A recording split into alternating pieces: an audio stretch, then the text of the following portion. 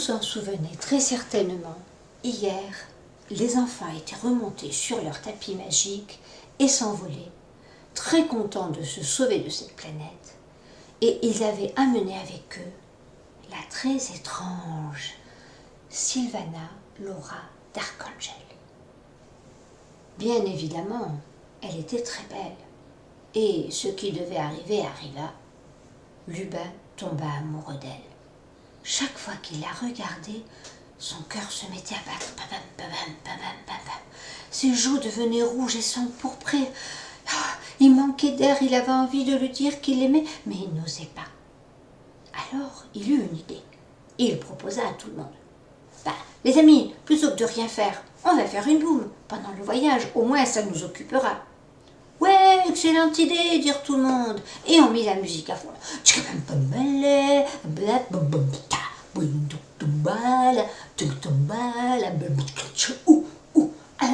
Enfin, il y eut, après cette musique un peu sauvage, de la musique plus lente. Ça s'appelle un slow.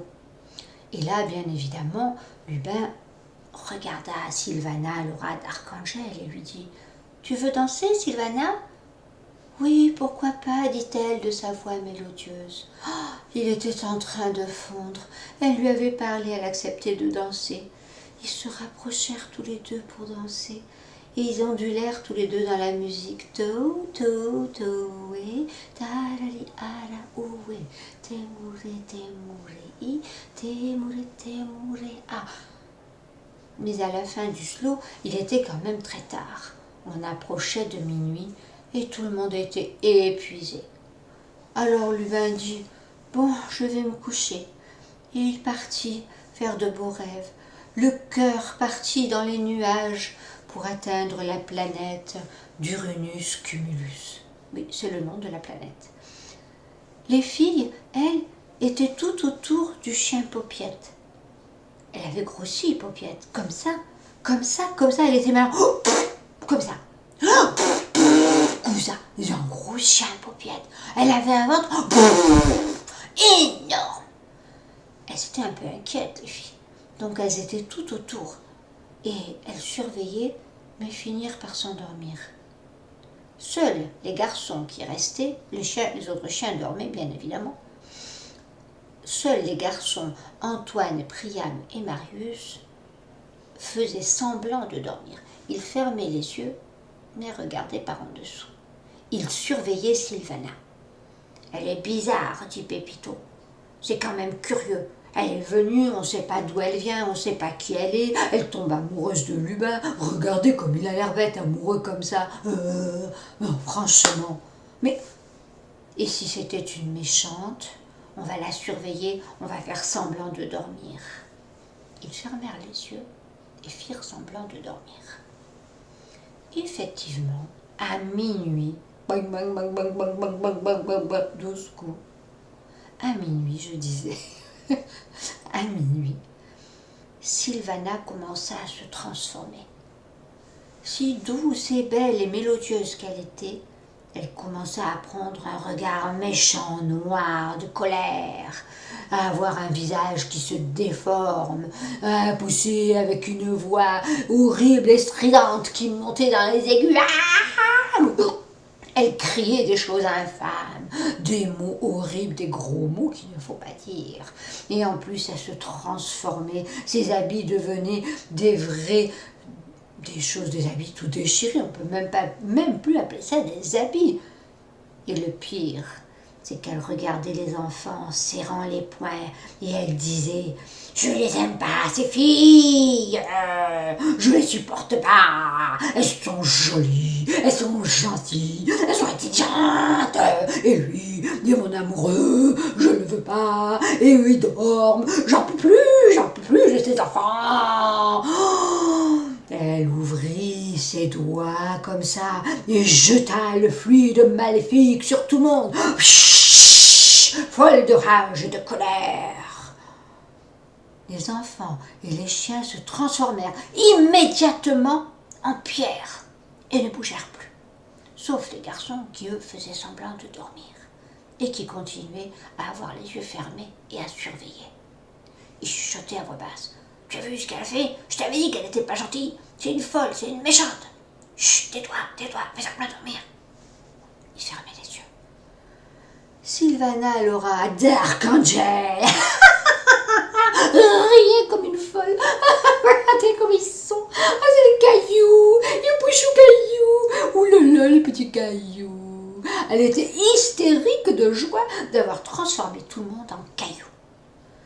Pendant qu'elle riait aux éclats, les garçons arrivèrent par derrière et la poussèrent en dehors du tapis. Elle partit en tourbillonnant.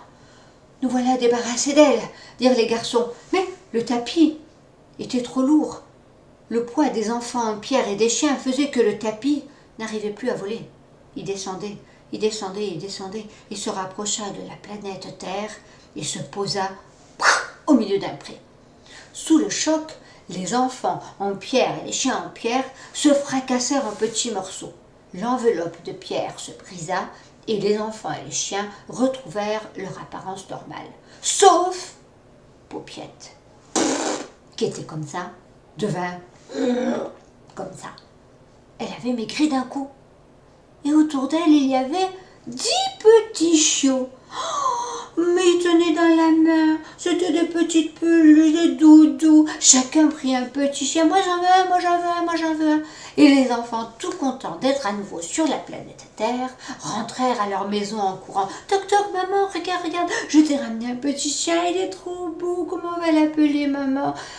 Les mamans prirent le petit chien et toutes eurent le même geste. Elles posèrent le petit chien sur un coussin, regardèrent leur enfant et leur dit: tu ne rentreras à la maison que quand tu auras ramené ce que tu as encore perdu. J'ai rien perdu, maman. Comment? Un jour c'est ton cartable, un jour c'est ton écharpe, un jour c'est des gants, un jour c'est ta culotte. Ça c'est un peu plus dur à perdre, hein, quand même, la culotte. Bon, un jour c'est le cartable, les cahiers, tu perds toujours quelque chose. Ton manteau, là tu as perdu quelque chose, mais regarde-toi. Les enfants se regardaient, mais non, ils avaient leurs pieds, leurs mains, leur tête, leurs habits. Il ne manque rien, maman. Tu as perdu ton ombre. File chercher ton ombre. Tu ne rentreras à la maison et tu n'auras ce bébé chiot que quand tu auras ton ombre. Allez, allez, ousse. Les enfants ne pouvaient pas raconter tout ce qui leur était arrivé.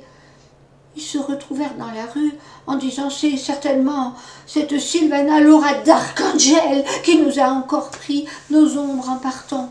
Elle nous avait transformés en pierre et volé nos ombres. Oh, comment allons-nous faire? En plus, ça ne sert à rien, dit les ombres, dit Lubin. Qu'est-ce que tu veux qu'on en fasse, une ombre? Ça, c'est vrai, dit Antoine. Quand on mange, on n'en a pas besoin. Marius dit: quand on dort non plus. Et chacun dit les gestes quotidiens. Et l'ombre ne servait effectivement à rien. Mais n'empêche que tout le monde avait une ombre. Donc, il fallait retrouver son ombre. Ils étaient dans la rue et passèrent devant la boutique d'un peintre. Et c'est là que la jolie Marilyn eut une idée. Venez avec moi, venez.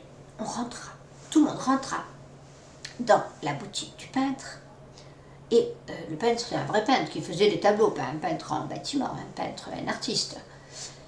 Ils regardèrent le peintre, qui avait des moustaches comme ça, et ils lui dirent: tu pourrais pas nous peindre des ombres? Tu sais, tu prends des couleurs foncées, ou des fusains, du pastel ou de l'aquarelle, tu nous refais des ombres, et nos mamans n'y verront que du feu. Par mes moustaches, dit le peintre. Il avait des moustaches très longues. On aurait dit un poisson-chat.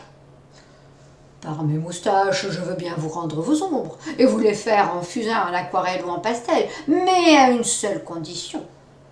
C'est que, pour les garder et qu'elles redeviennent vos vraies ombres, vous devrez me ramener la couleur que personne n'a jamais vue, que personne n'a jamais trouvée, la couleur qui n'existe pas.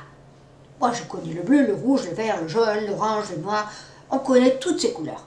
J'en voudrais une que personne n'a jamais vue.